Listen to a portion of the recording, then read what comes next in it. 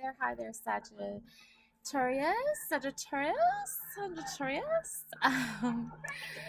Uh,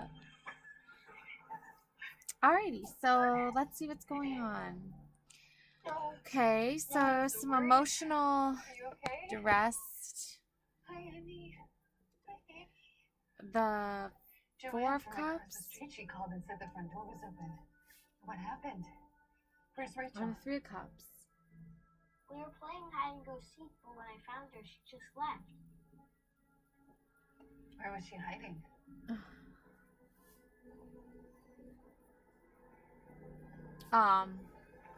So Five of Cups, Three of Cups, and Four of Cups and Three of Cups. So like there is that like emotional duress. There is that emotional like separation happening here because certain people are seeing things very negatively, and your back is turned. Well, their back, I think, is turned to like the more positive things. But like, I mean, there isn't really like a lot to be happy for, I think. So that's why they're kind of like that right now. And then you have the Five of Cups, and this is like the universe literally like handing you the answer you're seeking for emotional fulfillment. You're just not seeing it because you're so focused on this that you're still focused on this when you should be focusing on this, like the more uplifting, right? The more positive. And then the Three of Cups here is just another indicator that you need to find emotional fulfillment within possibly like a group of women, like a soul tribe, a soul family. So there's that too. So, so Two of Cups transpires here, I think. Ace of Cups and even the King of Wands to kind of come in and sort of challenge you to not spend so much time and energy on the unemotional fulfillment aspect of trying to resolve that. Like, think of resolution, like conflict resolution. Like, if there's a conflict that's happened, the resolution has happened as well, and whoever's left with the unemotional fulfillment is going to be left with the unemotional fulfillment, and whoever's left with emotional fulfillment is going to be the person that moves forward and keeps shining their light and transforming their life and keeps searching for all that is good and all the answers to that and the solution for all that. So, the Two of Cups, I always think that these two people are sharing in that emotional support for one another. Now, I think that they're going to do that because they're going to see that offer being made and they're going to support each other in that offer that they're each making toward each other, like a union. And the King of Wands, he's just like, I want these messages to get across that emotional fulfillment is something that both feminine energies and masculine energies can have. I know this because I'm stable and I'm like suited for it. Like, he's not saying like it's not going to be hard or there isn't going to be a journey that needs to happen in order for that to manifest. But it's still going to happen regardless. It's nonetheless, there's still going to be like that balance at play here because the Ace of Cups, because you're seeing the cup as half full instead of half empty, and you're also kind of seeing things as like, well, the Queen of Wands, right? The King and the Queen, they both want the same thing. They both want this emotional fulfillment. They both want the journey to be easy for one another, but they have to be willing to receive the messages that are coming through first before putting those into actual action. And then you have the Magician, power, influence, great skill, logic, creativity. Yeah, so when the King of Wands is emotionally stable and they're emotionally fulfilled, they can channel this magician energy. They can channel their power. They can use their influence for good. They can have great skill and logic and creativity, and they can use those for good things.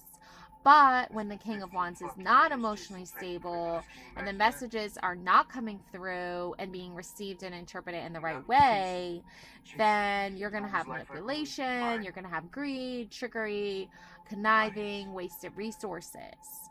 So, this isn't the King of Cups, but like it doesn't have to be the King of Cups. It can just be the King of Wands that's like, I need to channel my power. I need to channel my influence and my great skills so I can achieve emotional fulfillment.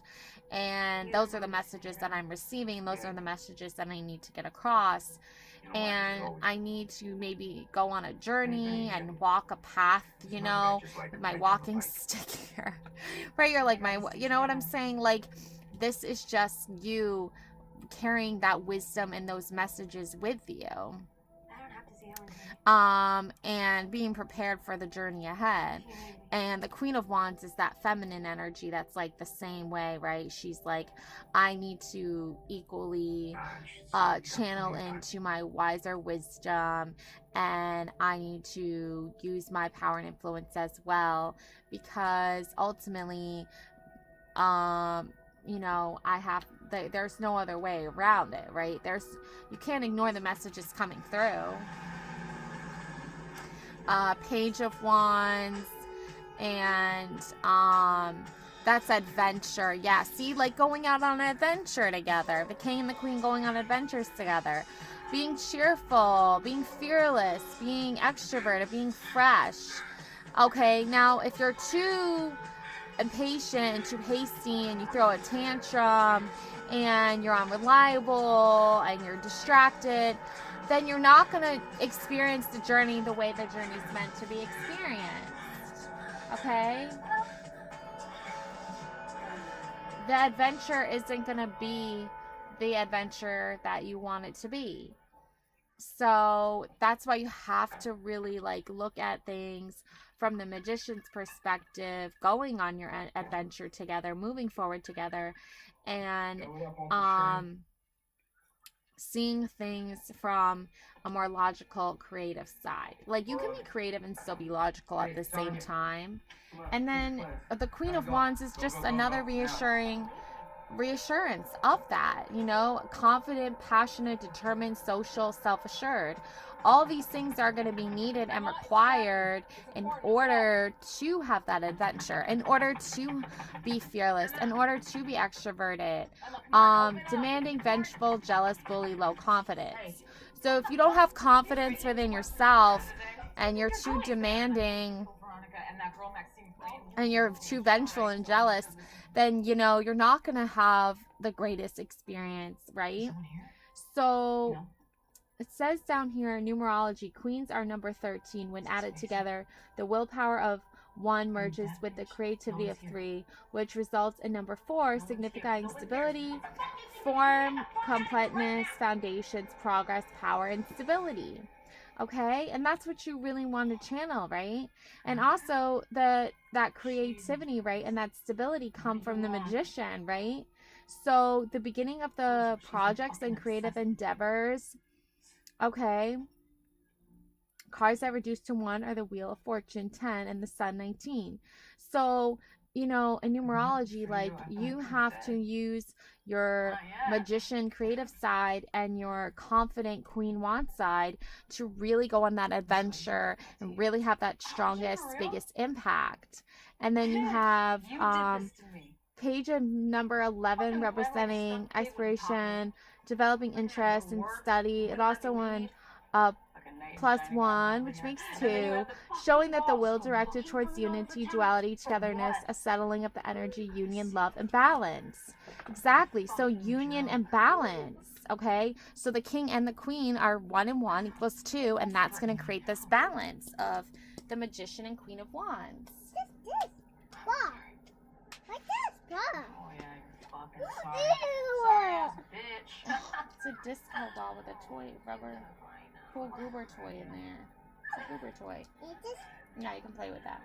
So, don't focus so much on what's happened in the past with these cups being emotionally like unstable and things like that.